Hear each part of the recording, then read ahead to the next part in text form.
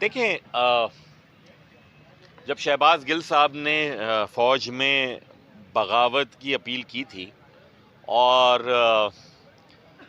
उन पे जिस तरह बहुत ही हल्का तरीन मुकदमा बनाया गया था, तो मैंने केपीटी में प्रेस कॉन्फ्रेंस करते हुए ये बात कही थी कि शहबाज गिल साहब खुदा का शुक्र अदा करें कि वो फैसलाबाद का से ताल्लुक़ रखते हैं। कराची में होते तो हम पर दहशतगर्दी का मुकदमा बनाया गया, एक नहीं, एक दिन में 27। सुप्रीम कोर्ट तो उस वक्त भी थी पाकिस्तान में, हाई कोर्ट तो उस वक्त भी थी पाकिस्तान में।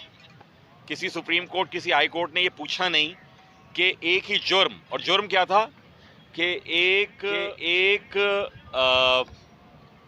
तशद्दुद पर उकसाने वाली तकरीर सुनना और ताली बजाना। सुनना एक इनवॉलेंट्री एक्ट है। मैं अभी बोल रहा हूं तो आपके कानों में चाहें या ना चाहें मेरी आवाज आ रही है। उस पर हम पर बना है दहशतगर्दी का मुकदमा। किन लोगों पर? जिनमें से बहुत सारे उस वक्त उस मकाम पर मौजूद भी नहीं थे। उस मकाम पर तो नहीं, उस मुल्क में भी मौजूद नहीं थे, पाकिस्तान में भी नहीं थे, और हम पर बना दिए दहशतगर्दी के मुकदमे।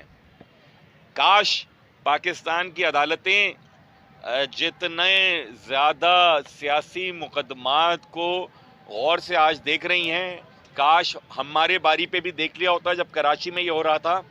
चले, मैं ये दुआ करता हूँ कि माजी में नहीं देखा, हम तो चलिए अपना गॉड्स फेवरेट चिल्ड्रन नहीं हैं, लेकिन आइंदा आने वाले दिनों में किसी के साथ भी कोई ज़्यादती हो तो अदालतें अदल करें, इंसाफ करें।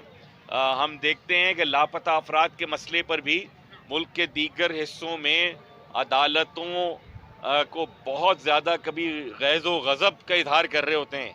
जो कराची के बच्चे लापता हैं, उनकी बारी आती है तो अदालतें यहाँ पर भी खामोश रहती हैं। तो खुदारा पाकिस्तान में एक जेन्युइन मसला है डोमिसाइल का। कम से कम इंसाफ देने वाले इदारे डोमिसाइल देखकर इंसाफ ना। मिसाल में देखें, वाटर बोर्ड की निष्कारी पर हम बहुत क्लियर हैं। हम समझते हैं कि वाटर बोर्ड को अपनी कारकर्दगी बेहतर बतानी चाहिए। जितना पानी उनको मिल रहा है हुकूमत की जानिब से और कितना वो आगे शहरियों को दे रहे हैं, उसकी बिलिंग प्रॉपर हो।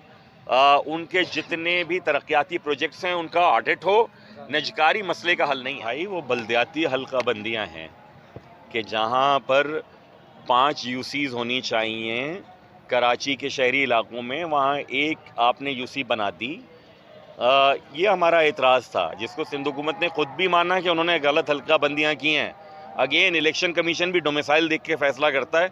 इस्लामाबाद में हुकूमत ने फैसला किया, उन्होंने मान लिया। कराची के लिए और हैदराबाद के लिए क्या नहीं माना?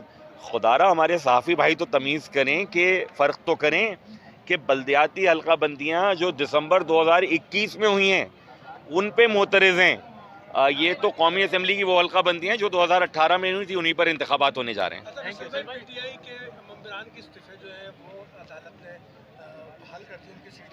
बिल्कुल, क्योंकि पीटीआई के पास तो जब 2018 में भी इमरान खान साहब के पास तो सीटें नहीं थी ना। उन्हें तो कई जमातों की हिमायत दरकार थी। हमारी भी हिमायत के बाद ही वो प्राइम मिनिस्टर बने थे। तो अगर वो सारे के सारे भी आ जाते, जबकि वो आ नहीं सकेंगे क्योंकि मेरे ख्याल में 7-8 हलकों से तो इमरान खान साहब खुद जीते इलेक्शन। हलफ उन्होंने उठाया नहीं और अब कोई एफिडेविट वगैरह भी जमा कराया, तो पीटीआई के नंबर तो वैसे ही बहुत कम है। और अच्छी बात है, कौमी असम्बली में तो होना चाहिए था। आते पहले दिन से कंटेस्ट करते, लेजिस्लेशन पे, कानून साजी पर सेहतमंद गुफ्तगू होती।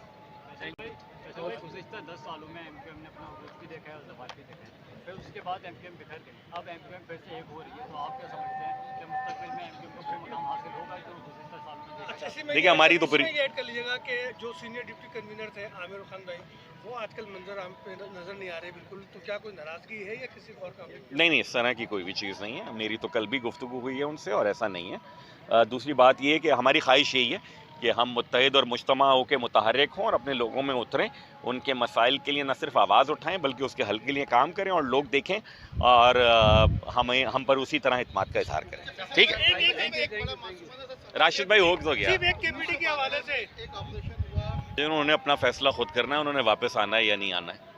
जी, बस ठीक है। केपीटी के हवाले से बता दीजिएगा कि जो कंटेनर आपने रिलीज करने का कहा। देखिए, पहली बात यह है इक़्तिसादी राब्ता काउंसिल जो इकनॉमिक कोऑर्डिनेशन कमेटी है उसको मिनिस्ट्री ऑफ मैरीटाइम अफेयर्स की तरफ से समरी चली गई है।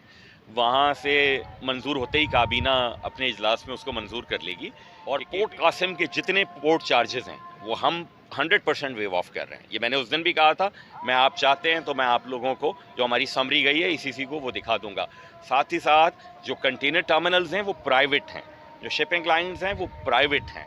उनसे हमने इतनी ज़रूर बात कर ली है कि वो एक अमूमी वेवर नहीं दे रहे सबको, लेकिन उन्होंने कहा केस टू केस बेसिस पे, यानी जितनी कम मालियत की इंपोर्ट है या कंटेनर है उसको ज़्यादा रिलीफ देंगे।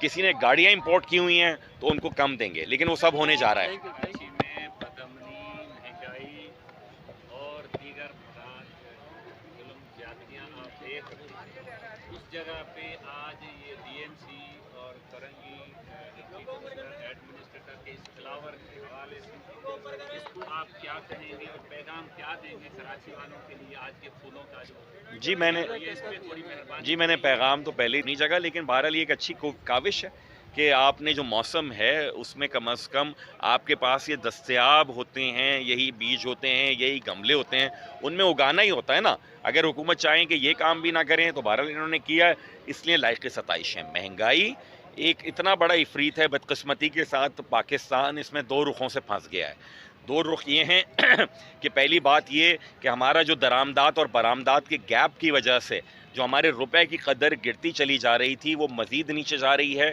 दूसरी मसला ये हो गया है कि आलमी सतह के ऊपर कि आज डॉलर का भी इंटरेस्ट रेट बढ़ गया और यूक्रेन की जंग के बाद तो हम एक ऐसे चुंगल में फंसे हुए हैं जहां हमें कुछ बुनियादी फ़ैसले करने हैं पाकिस्तान के लिए।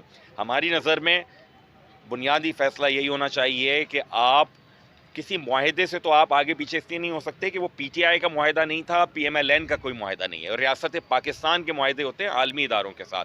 लेकिन आप उन मुआहदों में रहते हुए जो अपने वो अखराजात हैं जो आम आदमी की फलाह के बजाय कहीं और दीगर एक्सपेंसेस हैं उनको कर्टेल किया जाए, जिसमें एक लीन गवर्नमेंट से लेकर एक मुख्तसर हुकूमत से लेकर हुकूमतों के जितने आर्म्स हैं उनमें कमी लाने से लेकर जो सूबों के हिस्से हैं जा रहे हैं जनाब एनएफसी के बाद सूबों में, तो उस पर भी मैं समझता हूँ कि अगर मुल्क इतने बड़े पाकिस्तान इतने बड़े मसले में आज घिरा हुआ है, तमाम सूबाई हुकूमतों को और वफाक को बैठ के इस पे देना कोई हल निकालना चाहिए कि जितने पैसे अगर सूबों के पास जा रहे हैं अगर वही वफाक के पास कुछ वक्ती तौर पर ऊपर आ जाएं तो क्या पाकिस्तान के लिए बेहतर होगा या नहीं होगा।